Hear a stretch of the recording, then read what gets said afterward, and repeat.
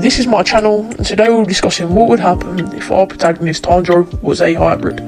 Now, a hybrid is a cross between demon and human, and we'll discuss how Tanjiro becomes a hybrid in the beginning of this video. So, without further ado, let's get started. Now, quick disclaimer, I have done something to my voice to make the content what I see is more enjoyable. If you don't think that, just text me or interact with me on the comments to let me know. So, without further ado, let's get started. Our story starts very regularly. Our protagonist lives a normal life in the mountain, selling charcoal to provide his family with income. His father had passed recently, and it was now his duty to perform the Hinokamari Kagura every single year. Everything is fine with the family, despite the recent state of grief, but they learn to continue. Tanjiro heads out to sell the family's charcoal and supply service for those who need, and he notices it's getting dark. He heads up the mountain to the Kamado family home. Everything is normal. As he gets to the house, he eats dinner and then begins to relax. There's a knock at the door. Tanjiro's mother gets up and opens the door. Tanjiro blinks. He hears a scream. His mother's body hits the floor. He grabs his axe. Everyone else around him had been obliterated, cut, beaten, butchered. Is Nezuko still alive? Yes. However, she's being held up by the throat. Breathe. Breathe. Breathe. The words echo through Tanjiro's head as he springs into action. He swings down with his axe. The man's disappeared, but leaves Nezuko on the ground. Tanjiro swoops her into his arms and begins fleeing the family home. Tanjiro begins to shake whilst running as he feels the presence of the killer machine behind him. He tells Nezuko to run as he puts her down. However, he notices something different. Her rapid movement and animalistic features. Tanjiro restrains her from hurting anyone, but doing so only distracted him from the real target as he receives a massive punch which carries him into and through multiple trees. Who we know as Muzan stares at Tanjiro in disgust before injecting Tanjiro with his blood. However, he didn't stop. Tanjiro's body begins to shake and goes lifeless. Muzan had felt victory. He had eradicated the sunbreathing technique, the only threat to his reign. Muzan disappears. Luckily for Tanjiro, he doesn't see the rapid change in the boy's body. He had survived the blood from Muzan, and not only that, he had kept his control. Now, a quick spoiler alert, make sure you skip this if you haven't seen the whole manga. I know people comment on this. In canon, yes, Tanjiro couldn't resist the Muzan cells.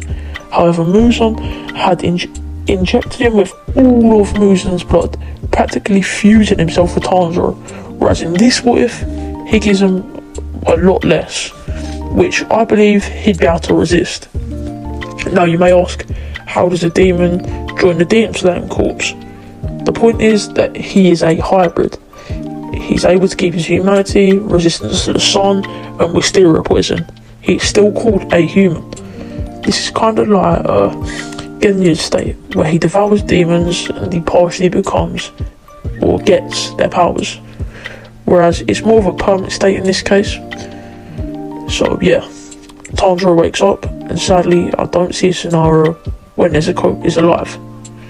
Tanjiro would wake up a few hours later, and as we know, Nezuko comes across Giyu a lot earlier. So yes, in this case the water Hashira would actually kill Nezuko. This would set Tanjiro into a rage as he goes around punching anything he could see with his now abnormal strength. He's punching over these massive trees with a single blow. Doing this, he actually finds Urukadaki, who calms him down. Seeing his abnormal strength and his Hanafuda earrings, Urukadaki would take Tanjiro under his wing. And yes, since Urukadaki was a Hashira, I think he'd be quite educated about this stuff, so we'll keep going. They go into the house, and Tanjiro explains everything that had happened. He left out the part about being injected with Muzan's blood, because he actually wouldn't remember himself. Urukadaki understands Tanjiro's situation, and would tell him about the Demon Slayer Corporation, and how they could help him hunt and kill Muzan.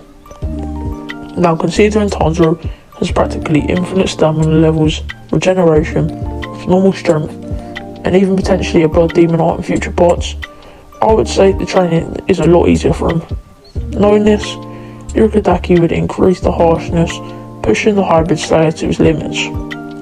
For the first year, they focus on sword wielding, since Tanjiro is definitely a lot more physically capable in this what if. Tanjiro cuts the rock, one smooth swing, splitting the rock in two.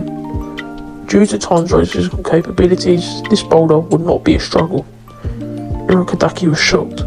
This boy was a physical beast, and they now had a whole another year of training. Now, considering they have another year, as I said, Irukandaki would teach Tanjiro total concentration breathing constant, which would take up around 2 weeks. With the remaining time, Tanjiro would look deeper into the Hinokami Kagura dance and get the bases of it down with the remaining training period.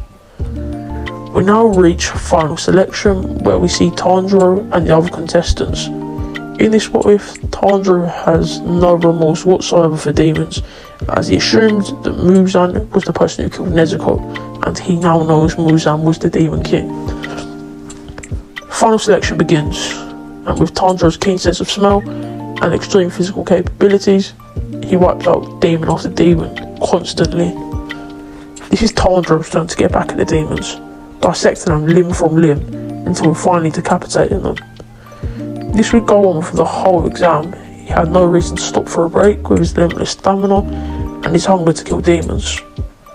He eventually comes across the mutated hand demon, who tells Tanjiro about all of Irukandaki's students he had butchered, slaughtered and killed.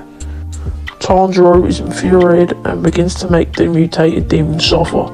He tears him limb from limb, using a mixture of the Hinokami Kagura and water breathing. The demon cries out in pain until Tanjiro finally decapitates the monster. The onslaught continues to other demons until the exam inevitably ends. They choose their order for the blades, and Tanjiro actually picks a different one. Considering his change in character, let's say he picks one from the Sengoku era, just because I really don't want to keep going over his swords constantly breaking. We wait a few weeks and the sword arrives. Now this might be a bit controversial, but I think it sort of makes sense. So the first time Tanjiro's sword went red is with the influence of Nezuko. So if he's half demon, his sword should realistically be able to turn red. Well, I know this isn't a good enough point, but it makes the what if more interesting. So the blade turns red, and everyone including Irukandaki is kind of shocked since this is quite rare. The crow shortly after gives Tanjiro his first mission. It says that girls have been going missing in this town, and then gives him the directions to it. Tanjiro heads out to that direction as he is quite puzzled. He doesn't know the meaning of the red blade, but he's just told it's special. He arrives a night earlier than before, since he's a lot faster. He uses his smell to try to find the demon and traces it to this path. He stabs at the ground, and out comes the swamp demon. Tanjiro interrogates the demon about Muzan, and Tanjiro can instantly smell fear coming from the demon. The demon then clones himself, and Tanjiro takes a fighting stance.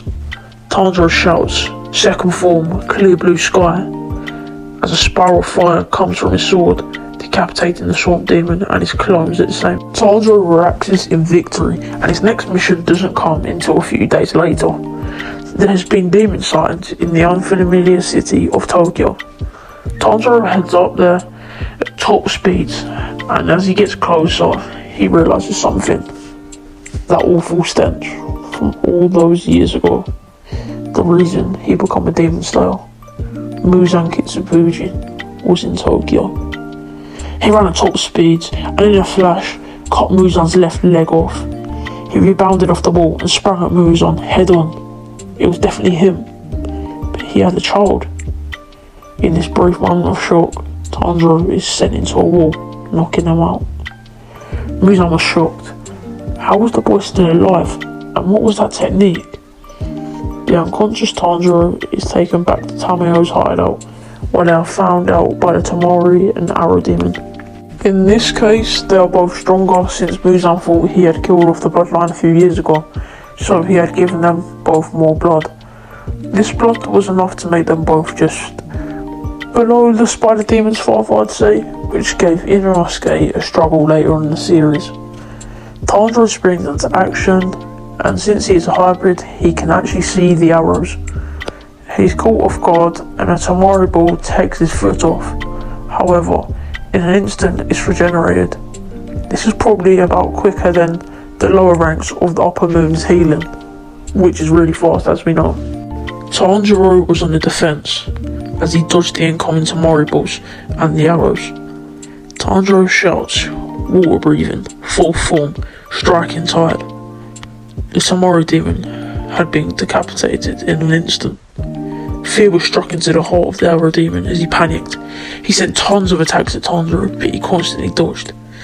Tanjiro shouted, Ninth form, Dragon Sun Halo Head dance as a huge flame dragon decapitated the arrow demon in one huge flashy attack. And that, my friend, is where we'll be leaving this part. I hope you guys enjoyed, and make sure to smash that subscribe button, hit the notification bell, like the video and leave a comment telling me what you thought, and I'll see you guys later.